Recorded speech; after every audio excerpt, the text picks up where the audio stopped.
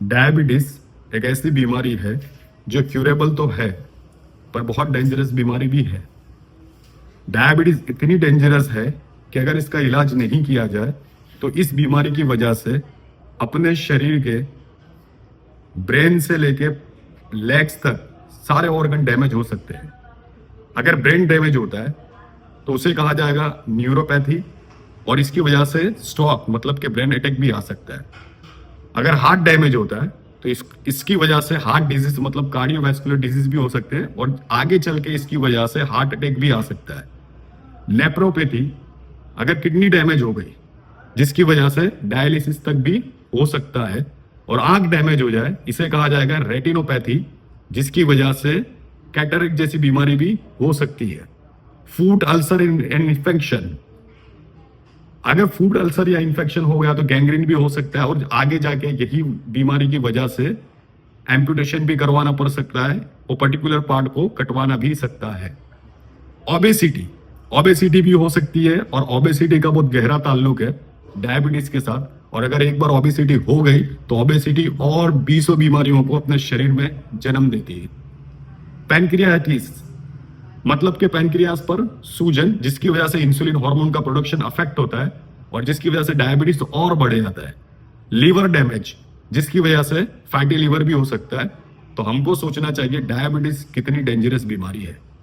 कितने लोगों का मानना है कि डायबिटीज मेडिसिन से क्योर हो सकती है, पर यह बिल्कुल सही बात नहीं है।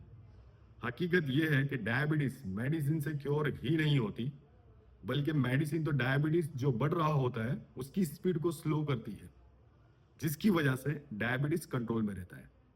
अब आपका सवाल होगा कि डायबिटीज कैसे ठीक होगा। चूंकि डायबिटीज ये एक लाइफस्टाइल डिजीज है जो लाइफस्टाइल खराब होने की वजह से होती है, और अगर कोई चाहता है कि उसका डायबिटीज क्योर हो जाए तो उसको चाहिए कि अपनी लाइफस्टाइल में चेंजेस लाए। लाइफस्टाइल में चेंजेस लाने से 3 तरह के फायदे मिल सकते हैं। या तो डायबिटीज क्योर हो जाएगा, बिल्कुल खत्म हो जाएगा, या तो डायबिटीज स्टॉप रहेगा, मतलब कि वहीं के वहीं रुकेगा, ना बढ़ेगा ना घटेगा लाइफस्टाइल में चेंजेस की वजह से, जिसकी वजह से आगे जो डैमेज हो रहे थे वो डैमेज भी स्टॉप हो जाएंगे। या तीसरा एक फायदा तो मिल ही सकता है, डायबिटीज जो बढ़ रहा है फास्ट स्पीड में उसकी स्पीड स्लो हो सकती है। तो लाइफस्टाइल चेंजेस से ये 3 लेवल पर कोई ना कोई बेनिफिट तो लाइफस्टाइल चेंज करने वालों को जरूर मिलता है। जैसे कि मैंने एक्सप्लेन किया अभी थोड़ी देर पहले, डायबिटीज ये खतरनाक बीमारी है, क्योंकि ये सिर्फ ब्लड शुगर का ही प्रॉब्लम नहीं, बल्कि ब्रेन से लेकर लेग्स तक के सारे ऑर्गन की प्रॉब्लम है। सर से लेकर पैर तक सारे ऑर्गन की बीमारी है। इस बीमारी में बॉडी के सारे ऑर्गन धीमे धीमे डैमेज होने लगते हैं, और उसके बाद बड़ी बड़ी बीमारियों के जन्म होने लगते हैं। डायबिटीज बीमारी, इसका नाम ये कैसे पड़ा, आइए वो देखते हैं। इसका पूरा नाम है डायबिटीज मेलिटस। डायबिटीज जो वर्ड है ये ग्रीक वर्ड डायबेनियन से आया हुआ है, यह सिफोन से लिया गया है। इसका इंग्लिश में मतलब होता है पास थ्रू, यानी कि बहना या निकलना। मेलिटस वर्ड जो है वो लैटिन वर्ड से आया है, जिसका मतलब होता है हनी या तो स्वीट। चूंकि इस बीमारी में बार बार पेशाब आता है, और पेशाब में शुगर होने की वजह से इसका टेस्ट भी स्वीट होता है, इसीलिए इसको डायबिटीज मेलिटस यानी बार बार यूरिन यानी कि मीठा पेशाब आने वाली बीमारी कहा जाता है। डायबिटीज मेनली 3 तरह के होते हैं। टाइप 1 डायबिटीज मेलिटस, जिसे इंसुलिन डिपेंडेंट डायबिटीज मेलिटस भी कहा जाता है, आईडीडीएम जिसका शॉर्ट फॉर्म है। टाइप 2 डायबिटीज मेलिटस, जिसे non insulin dependent diabetes mellitus भी कहा जाता है, जिसका शॉर्ट फॉर्म है NAIDDM। और तीसरा प्रकार है gestational diabetes mellitus. Type 1 diabetes mellitus ये एक ऑटो इम्यून डिजीज है, और खास करके ये डिजीज बचपन में होती है, इसलिए इसे जुवेनाइल डायबिटीज भी कहा जाता है। इस टाइप में बॉडी इंसुलिन का प्रोडक्शन ही नहीं करती, इसीलिए इस कंडीशन में लाइफ टाइम इंसुलिन थेरेपी लेना पड़ता है, और इस वजह से इसका टेक्निकल नाम आईडीडीएम यानी कि इंसुलिन डिपेंडेंट डायबिटीज मेलिटस बनता है। जबकि टाइप 2 डायबिटीज मेलिटस ये एक लाइफस्टाइल डिजीज है, यानी लाइफस्टाइल खराब होने की वजह से ये कंडीशन डेवलप होती है, और इस डिजीज में बॉडी का इंसुलिन प्रोडक्शन या तो कम होता है, या फिर इंसुलिन हार्मोन प्रॉपर काम नहीं करता, और ये बीमारी खास करके एडल्ट एज के बाद होती है, इसीलिए इसे एडल्ट ऑनसेट डायबिटीज भी कहा जाता है। पर इस कंडीशन में पेशेंट को बाहर से इंसुलिन थेरेपी लेने की जरूरत नहीं पड़ती, इसलिए इसका टेक्निकल नाम बनता है NIDDM, यानी कि non insulin dependent diabetes mellitus. और जेस्टेशनल डायबिटीज जो प्रेगनेंसी के वक्त होता है, और इसके होने की वजह या तो बच्चे की मां का ओवरवेट होता है या बच्चे की मां की एज ज्यादा होने इसकी वजह बनती है। डायबिटीज होने के बहुत सारे रीजंस हैं, जैसे कि ओबेसिटी यानी मोटापा। जो ओबीस होता है उसको डायबिटीज का खतरा सबसे ज्यादा होता है। खाने में प्रोटीन की कमी और रिफाइंड शुगर का बहुत ज्यादा होना, फिजिकल इनएक्टिविटी, फैमिली हिस्ट्री, ये सारे प्राइमरी रीजंस है डायबिटीज होने के लिए। अब आपका सवाल होगा कि डायबिटीज कैसे होता है, उसका मैकेनिज्म क्या है। तो मैं एक्सप्लेन करता हूं आपको कि जब भी अपने प्रोटीन खाते हैं तो प्रोटीन का डाइजेस्ट होने के बाद जो एंड प्रोडक्ट बचती है वो बचती है अमाइनो एसिड के रूप में। जब हम फैट खाते हैं तो फैट का डाइजेशन होने के बाद उसका एंड प्रोडक्ट बनता है फैटी एसिड। और जब हम कार्बोहाइड्रेट खाते हैं तो उसका डाइजेशन होने के बाद जो एंड प्रोडक्ट बनती है उसे कहा जाता है ग्लूकोज या तो शुगर। जब भी हम कार्बोहाइड्रेट बहुत ज्यादा क्वांटिटी में खाते हैं तो सबसे पहले ब्लड स्ट्रीम में वो शुगर का बढ़ना शुरू हो जाता है।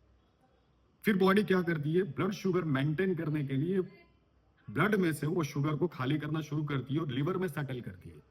पर लीवर का स्टोरेज कम होने की वजह से वहां पे कम ग्लूकोज जमा होता है।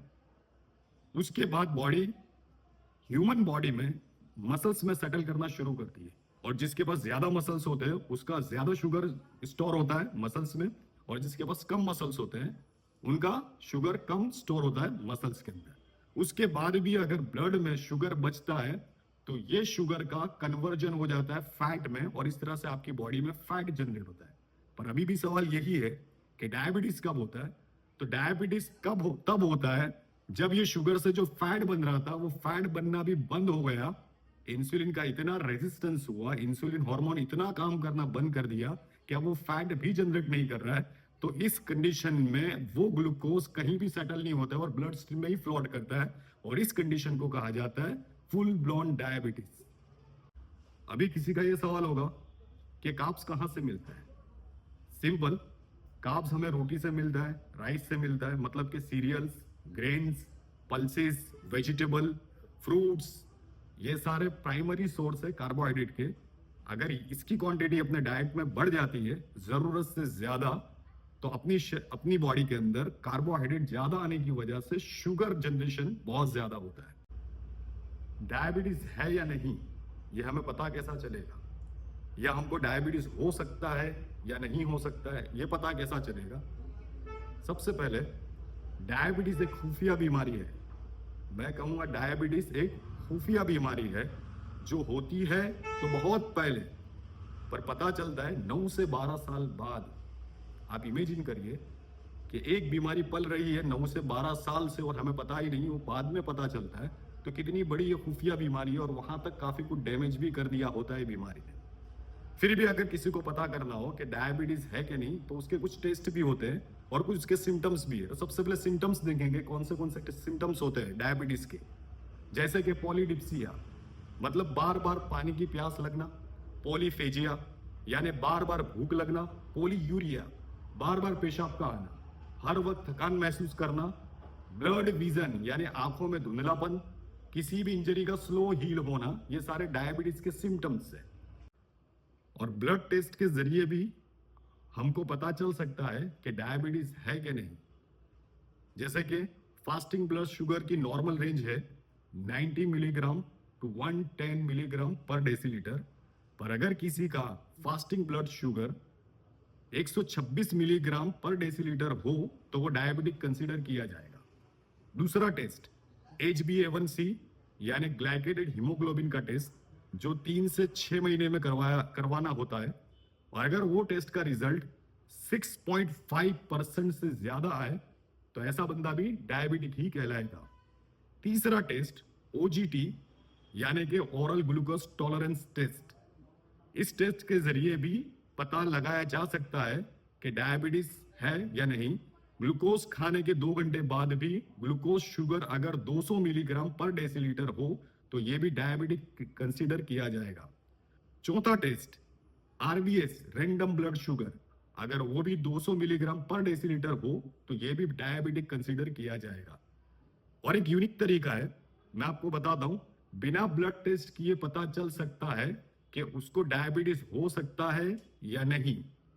वो ये कि अगर किसी का पेट बढ़ा हुआ है, यानी कि चेस्ट से आगे उसका पेट है, इसका मतलब उसकी बॉडी में इंसुलिन रेजिस्टेंस चल रहा है, तो वो बंदा प्री डायबिटिक कंडीशन में है। और हाईली पॉसिबिलिटी है कि नियर फ्यूचर में, आने वाले फ्यूचर में इस बंदे को फुल ब्लोन डायबिटीज हो सकता है। अब किसी का सवाल होगा कि डायबिटीज कैसे डील किया जाए। डायबिटीज डील करने के लिए 3 लेवल होते हैं। एक होता है ऑप्टिमम लेवल, मतलब कि बेस्ट लेवल, दूसरा होता है बेटर, तीसरा होता है गुड। तो बेस्ट या तो ऑप्टिमम लेवल क्या है कि आपको लाइफस्टाइल में चेंजेस लाना होगा। एक तो डाइट में चेंजेस लाना होगा आपको, और वेट ट्रेनिंग करनी होगी, वजन उठाने वाली एक्सरसाइज करनी होगी आपको। जितनी आपकी कैपेसिटी उतना आप वजन उठा के जिम में एक्सरसाइज करके अपने डायबिटीज को कंट्रोल में या तो क्योर कर सकते हो। तीसरा तरीका है इसके साथ साथ ऑप्टिमल लेवल में ही एरोबिक या तो कार्डियो एक्टिविटी करना। तो ये तीनों चीजों पे अमल करके आप अपने डायबिटीज को क्योर भी कर सकते हो। बेटर तरीका ये है कि आप सिर्फ चलने का रखते हो, एक्टिविटी इन्वॉल्व करते हो और डाइट में थोड़ा बहुत फेरफार करते हो, तो थोड़ा बहुत चेंजेस लाते हो, तब भी आपको डायबिटीज नहीं बढ़ने का फायदा तो मिलना ही है।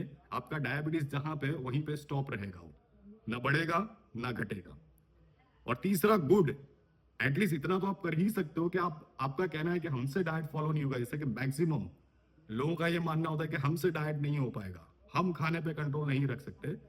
तो मैं कहूंगा कि ठीक है, चलो आप खाने पे कंट्रोल नहीं रख सकते तो कोई बात नहीं, एटलीस्ट एक्टिविटी करके जो आप खा रहे हो उसको जला तो दो, आपके शुगर को तो जला दो। अगर आप ऐसा करते हो, थोड़ी बहुत एक्टिविटी आपकी लाइफस्टाइल में इन्वॉल्व करते हो, तो जो स्पीड से आपका डायबिटीज बढ़ रहा है, तो गुड तरीके से आपका वो डायबिटीज स्लो हो जाएगा। जो रैपिडली बढ़ रहा था, रैपिडली जो आपके इंटरनल ऑर्गन डैमेज हो रहे थे, वो स्लो हो जाएगा, जिसकी वजह से आपको डैमेज कंट्रोल का भी बेनिफिट मिल सकता है। तो गुड, बेटर या बेस्ट, ये चॉइस आपकी है। अब किसी का सवाल हो सकता है कि मास्टर हमें ये बताइए कि हम खाने में क्या ध्यान रखें जिसकी वजह से हमारा डायबिटीज कंट्रोल में रहे या बढ़े नहीं। तो मैं एक जनरल एडवाइस दूंगा सबको कि खाने में रिफाइंड शुगर को कम कर दीजिए, या हो सके तो निकाल दीजिए। तो रिफाइंड शुगर क्या है, आप गूगल करके चेक करते हो तो एक लंबी लिस्ट आपको रिफाइंड शुगर की मिलेगी। फिर भी मैं कुछ बता देता हूं। सही, white sugar, rice, white rice, table sugar, मैदा, मकाई का आटा, ये सारी व्हाइट शुगर में आता है। इसके अलावा भी बहुत सारे व्हाइट शुगर है जिसे रिफाइंड शुगर भी कहा जाता है। तो अगर खाने में ये कम कर दिया जाए या बिल्कुल एलिमिनेट कर दिया जाए तो आपका डायबिटीज कंट्रोल में रह सकता है।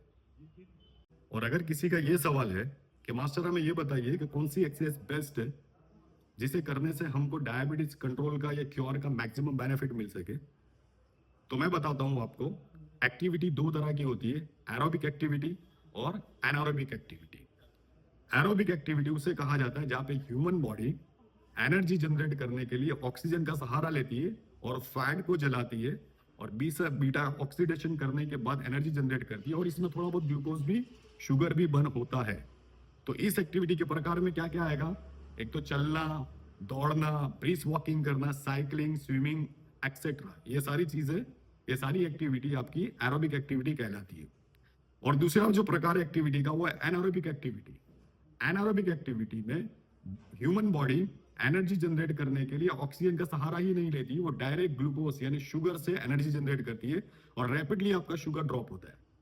तो मैं कहूंगा अगर कोई चाहता है कि उसका ग्लूकोज या तो उसका डायबिटीज कंट्रोल में रहे या तो क्योर हो, तो उसको चाहिए कि वेट ट्रेनिंग करे कोई भी एक्सपर्ट के सुपरविजन में। तो वेट ट्रेनिंग करने के लिए कोई जिम ज्वाइन करे या तो एटलीस्ट घर में कुछ वेट्स के इक्विपमेंट जो बचा सकता है वो घर पे बचा के थोड़ा बहुत वेट ट्रेनिंग का या वेट लिफ्टिंग का अपना रूटीन रखे, जिसकी वजह से उनका इंस्टेंट शुगर बर्निंग का बेनिफिट मिलेगा और इंस्टेंट उसका ब्लड शुगर ड्रॉप होगा, ये बेनिफिट मिलेगा। और इस तरह से धीमे धीमे वो अपने डायबिटीज को कंट्रोल में रख सकता है और इंटरनल ऑर्गन डैमेज को कंट्रोल करके अपने आप को बड़ी से बड़ी प्रॉब्लम से बचा सकता है।